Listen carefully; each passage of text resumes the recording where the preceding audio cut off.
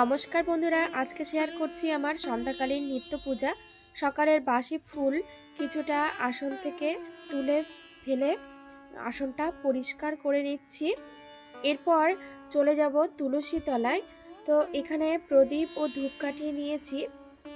তুলসী তলায় সন্ধ্যা দেখিয়ে প্রণাম করে এবং সমস্ত ঘরগুলোতে সন্ধ্যা দেখিয়ে আবারও ঠাকুর ঘরে এসে সন্ধ্যা দেখাবো।